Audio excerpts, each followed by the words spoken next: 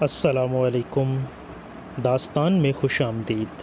آج ہمارا ٹاپک ہے حضرت نوح علیہ السلام۔ آج ہم حضرت نوح علیہ السلام کی زندگی کے بارے میں جانیں گے اور یہ جانیں گے کہ حضرت نوح علیہ السلام نے اپنی قوم کو کتنے برس تبلیغ کی اور جس عذاب سے آپ ان کو ڈراتے رہے، جب وہ عذاب آیا تو آپ کی قوم کے ساتھ کیا ہوا، اور آپ علیہ السلام نے کشتی کس مقصد کے لیے بنائی اور اس کشتی میں آپ کے ساتھ کون کون تھا، یہ کشتی کتنے دن چلتی رہی اور کہاں پر رکی، حضرت نوح کی اولاد کہاں آباد ہے اور آپ کو آدم ثانی کیوں کہا جاتا ہے۔ حضرت نوح علیہ السلام، آپ علیہ السلام کا اسم گرامی یشخر یا عبد الغفار اور لقب نوح ہے۔ یہ لقب اس لیے ہوا کہ آپ علیہ السلام اللہ تعالیٰ کے خوف کی بنا پر کثرت سے گریہ ازاری کرتے تھے۔ نیز آپ علیہ السلام کو آدم ثانی بھی کہا جاتا ہے۔ اس کی وجہ بیان کرتے ہوئے علماء کرام فرماتے ہیں کہ طوفان میں سے بچ جانے والوں میں سے کسی کی نسل نہ بڑھی، صرف حضرت نوح علیہ السلام کی نسل تمام دنیا میں ہے۔ ابن حریر رحمۃ اللہ تعالی علیہ کے قول کے مطابق حضرت نوح علیہ السلام کی ولادت وفات آدم سے 126 سال بعد ہوئی۔ اہل کتاب کی تاریخ کے مطابق ولادت نوح اور وفات آدم میں 146 کا فاصلہ ہے، اور صحیحین ابن حبان کی روایت کے مطابق ان میں 10 قرن کا فاصلہ ہے، جیسا کہ حضرت ابو امامہ رضی اللہ تعالیٰ عنہ سے روایت ہے، ایک شخص نے عرض کی، یا رسول اللہ صلی اللہ تعالیٰ علیہ وسلم، حضرت آدم علیہ السلام اور حضرت نوح علیہ السلام کے درمیان کتنا فاصلہ تھا؟ ارشاد فرمایا 10 قرن۔ قرن سے مراد اگر صدی ہو تو ان دونوں انبیاء کرام علیہم السلام کے درمیان 1000 سال کا فاصلہ ہوگا، اور اگر قرن سے مراد نسل ہو تو اس صورت میں ان کے درمیان ہزاروں سال کا فاصلہ ہوگا، کیونکہ حضرت نوح علیہ السلام سے پہلے کے لوگ صدیوں تک زندہ رہتے تھے۔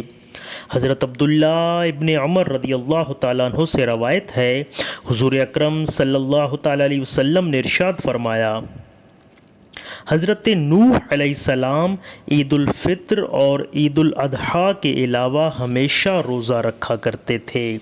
حضرت ادریس علیہ السلام کے آسمانوں پر اٹھائے جانے کے بعد رفتہ رفتہ جب بت پرستی کی وبا عام ہو گئی اور لوگوں نے دیگر بتوں کے ساتھ ود، سواع، یغوث، یعوق اور نصر کے ناموں سے معصوم بتوں کی پوجا شروع کر دی، یہ پانچوں بت ان کے نزدیک ایک دوسرے سے زیادہ عظمت والے تھے، اسی لیے قرآن کریم میں بھی انہیں 5 بتوں کا ذکر کیا گیا ہے۔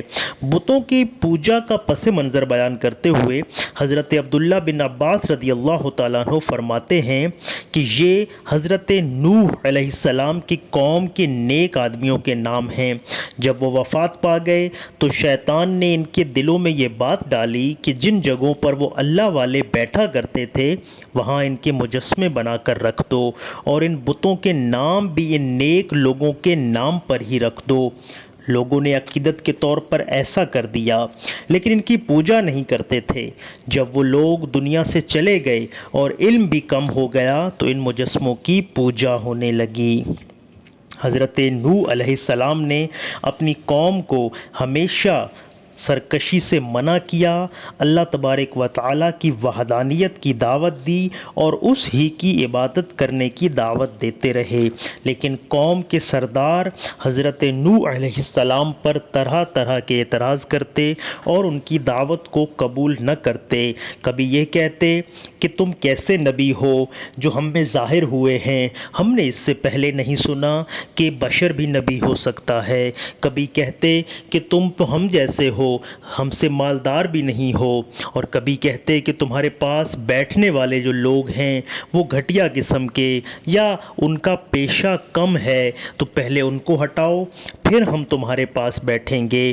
آپ ہمیشہ ان کو اللہ تبارک و تعالی کے خوف سے ڈراتے اور اس کی عبادت کرنے کا حکم دیتے، لیکن آپ کی قوم اور وہ سردار اللہ تبارک و تعالیٰ کی وحدانیت کا اقرار نہ کرتے اور ہمیشہ آپ کو ستاتے رہتے، آپ علیہ السلام ان کو اللہ کے عذاب سے ڈراتے کہ اللہ تبارک و تعالیٰ کے احکامات کی خلاف ورزی کرتے ہو، گناہوں میں ڈوبے ہوئے ہو، کہیں یہ نہ ہو کہ اللہ پاک کا تم پہ عذاب آ جائے، تو وہ کہتے کہ اے نوح، جس عذاب کا تم تذکرہ کرتے ہو اب وہ لے آؤ عذاب۔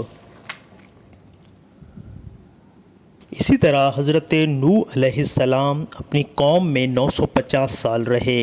اس پوری مدت میں انہوں نے قوم کو توحید اور ایمان کی دعوت دینے کا عمل جاری رکھا اور ان کی طرف سے پہنچنے والی سختیوں اور ایذاؤں پر صبر کیا۔ جب قوم اپنی حرکتوں سے باز نہ آئی اور ایمان لانے کی بجائے کفر پر اڑی رہی تو اللہ تعالیٰ نے حضرت نوح علیہ السلام کی طرف وحی بھیجی کہ آپ کی قوم کے جن لوگوں سے ایمان قبول کرنے کی توقع تھی وہ تو ایمان قبول کر چکے، اس کے علاوہ جو لوگ اپنے کفر پر ہی قائم ہیں وہ اب کسی صورت ایمان قبول نہیں کریں گے، لہٰذا اس طویل مدت کے دوران کفار کی طرف سے آپ کو جس تکذیب، استہزاء اور اذیت کا سامنا ہوا اس پر غم نہ کرو، ان کفار کے کرتوت ختم ہو گئے، اب ان سے انتقام لینے کا وقت آ گیا ہے۔ کفار پر عذاب چونکہ کئی طریقوں سے آ سکتا تھا، اس لیے اللہ تعالیٰ نے حضرت نوح علیہ السلام کو بتا دیا کہ وہ عذاب ڈبو دیے جانے کی صورت میں ہوگا اور ڈوبنے سے نجات کی صورت صرف کشتی کے ذریعے ہی ممکن تھی۔ اس لیے اللہ تعالیٰ نے حضرت نوح علیہ السلام کو کشتی تیار کرنے کا حکم دیا۔ مروی ہے کہ حضرت نوح علیہ السلام نے اللہ تعالیٰ کے حکم سے ساج کے درخت بوئے، 20 سال میں یہ درخت تیار ہوئے۔ اس عرصے میں مطلقاً کوئی بچہ پیدا نہ ہوا، اس سے پہلے جو بچے پیدا ہو چکے تھے وہ بالغ ہو گئے، انہوں نے بھی حضرت نوح علیہ السلام کی دعوت قبول کرنے سے انکار کر دیا۔ پھر حضرت نوح علیہ السلام کشتی بنانے میں مشغول ہو گئے۔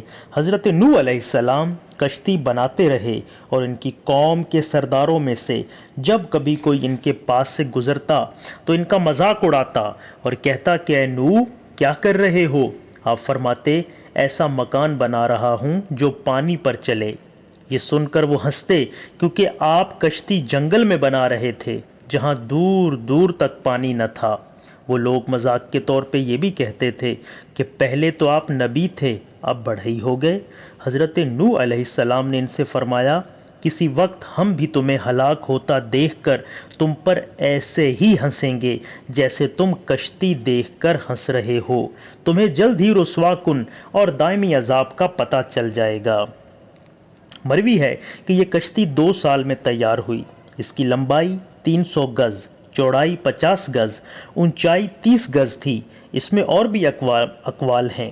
اس کشتی میں 3 درجے بنائے گئے، نیچے والے درجے میں جنگلی جانور، درندے اور حشرات الارض تھے، درمیانے درجے میں چوپائے وغیرہ، اور اوپر والے درجے میں خود حضرت نوح علیہ السلام، آپ کے ساتھی اور حضرت آدم علیہ السلام کا جسد مبارک جو عورتوں اور مردوں کے درمیان حائل تھا، اور کھانے وغیرہ کا سامان تھا۔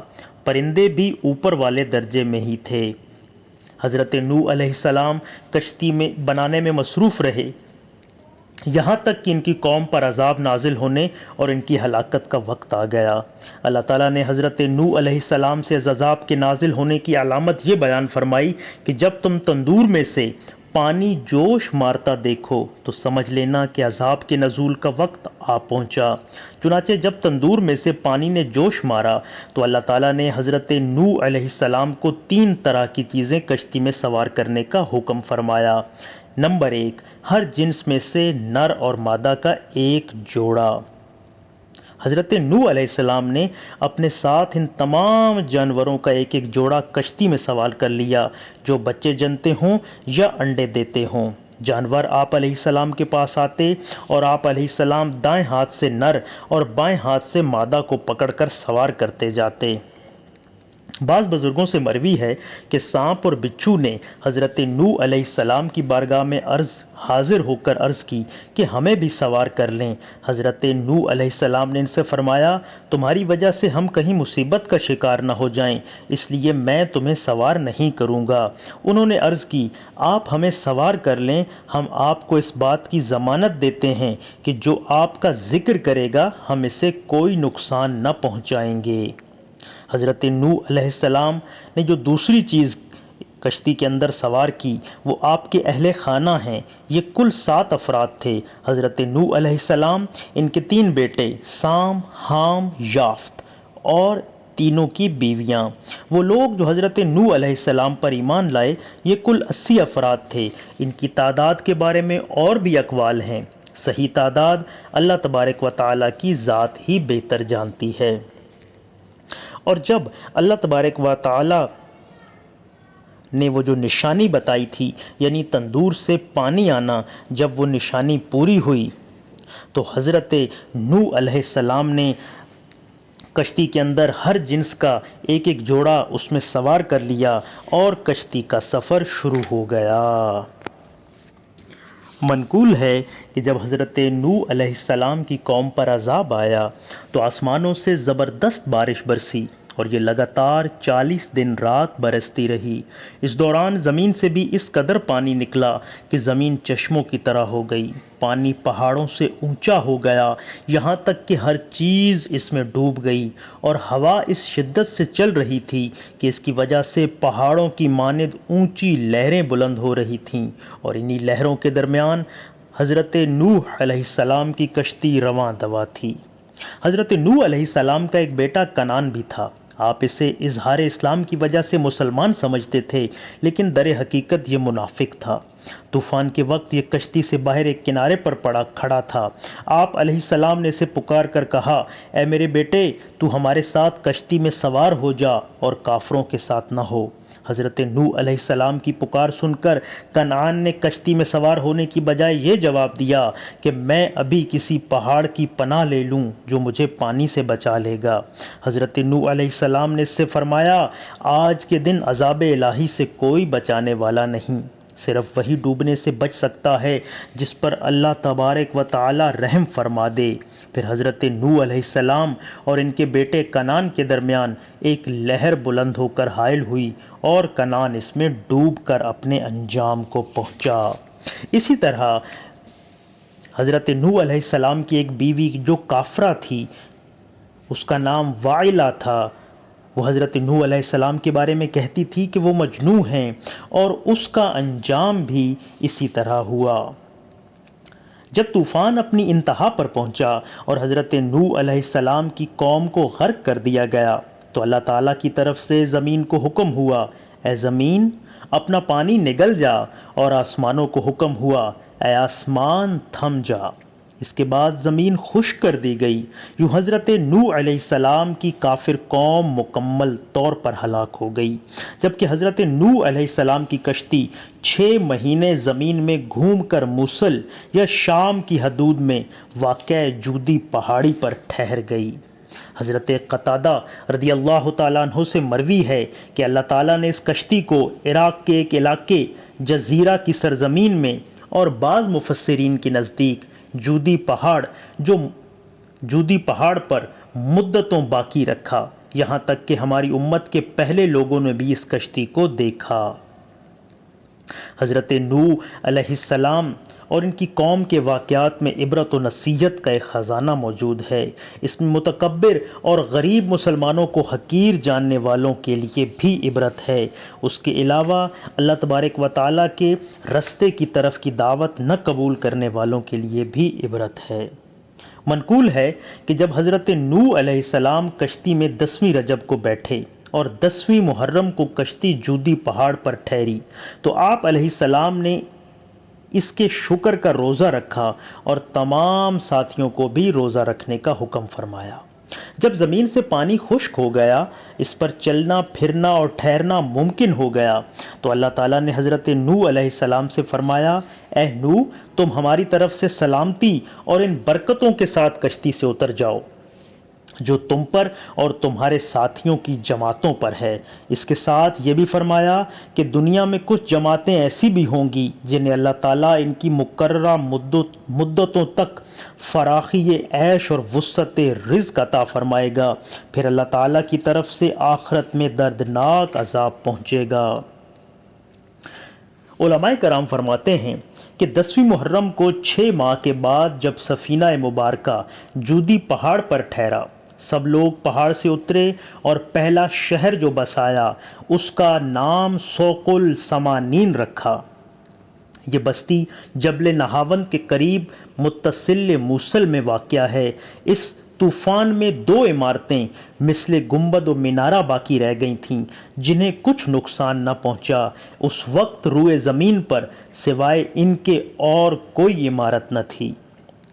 حضرت کعب الاحبار سے مروی ہے کہ جب حضرت نوح علیہ السلام کی وفات کا وقت قریب آیا تو انہوں نے اپنے بیٹے سام کو بلایا اور فرمایا، میں تمہیں 2 باتوں کی تاکید کرتا ہوں اور 2 باتوں سے منع کرتا ہوں۔ پہلی 2 باتیں یہ ہیں، اس بات کی گواہی دیتے رہنا کہ اللہ کے سوا کوئی اور معبود نہیں، بے شک لا الہ الا اللہ ایسا کلمہ ہے جو 7 آسمانوں کو پھاڑ سکتا ہے اور کوئی چیز اسے چھپا نہیں سکتی۔ اگر 7 آسمانوں، 7 زمینیں اور جو کچھ ان کے درمیان ہے سب ایک پلڑے میں رکھ دیا جائے اور دوسرے پلڑے میں یہ کلمہ رکھ دیا جائے تو دوسرا پلڑا وزنی ہوگا۔ دوسری بات، کثرت کے ساتھ سبحان اللہ والحمد للہ پڑھتے رہنا کیونکہ یہ کلمہ ثواب کا جامع ہے۔ دوسری 2 باتیں یہ ارشاد فرمائیں کہ کسی کو اللہ تعالیٰ کا شریک ٹھہرانے سے، اللہ تعالیٰ کو چھوڑ کر کسی اور پر توکل کرنے سے منع کرتا ہوں۔ حضرت انس رضی اللہ تعالیٰ عنہ سے روایت ہے، نبی کریم صلی اللہ تعالیٰ علیہ وسلم نے ارشاد فرمایا، جب ملک الموت علیہ السلام حضرت نوح علیہ السلام کے پاس آئے تو عرض کی، اے نوح، اے انبیاء میں سب سے بڑے، اے لمبی عمر والے، اے مستجاب الدعوات، آپ نے دنیا کو کیسا پایا؟ ارشاد فرمایا، میں نے دنیا کو اس شخص کی طرح پایا جس نے ایک گھر بنایا جس کے 2 دروازے تھے اور وہ ایک دروازے سے داخل ہوا اور دوسرے دروازے سے نکل گیا۔ حضرت عبداللہ بن عباس رضی اللہ تعالیٰ عنہ فرماتے ہیں کہ حضرت نوح علیہ السلام 40 سال کی عمر میں مبعوث ہوئے اور 950 سال اپنی قوم کو دعوت فرماتے رہے اور طوفان کے بعد 60 برس اس دنیا میں رہے تو آپ علیہ السلام کی عمر 1050 سال کی ہوئی۔ اس کے علاوہ عمر شریف کے متعلق اور قول بھی ہیں اور کچھ قول یہ بھی ہیں کہ آپ کی عمر تقریباً 1600 برس تھی۔ حضور اکرم صلی اللہ علیہ وسلم نے ارشاد فرمایا، حضرت آدم علیہ السلام کی اولاد میں 5 بہترین افراد حضرت نوح، حضرت ابراہیم، حضرت موسیٰ، حضرت عیسیٰ اور حضرت محمد مصطفیٰ صلی اللہ تعالی علیہ وسلم ہیں۔ نبی اکرم صلی اللہ تعالی علیہ وسلم نے سانپ سے بچنے کا ایک وظیفہ بھی ارشاد فرمایا ہے۔ نبی کریم صلی اللہ علیہ وسلم نے ارشاد فرمایا، جب گھر میں سانپ نمودار ہو تو اس سے کہہ دو کہ ہم نوح اور حضرت سلیمان علیہ السلام کے معاہدوں کے واسطے تجھ سے سوال کرتے ہیں کہ تو ہمیں نہ ستا، پھر بھی اگر وہ واپس آئے تو اسے مار دے۔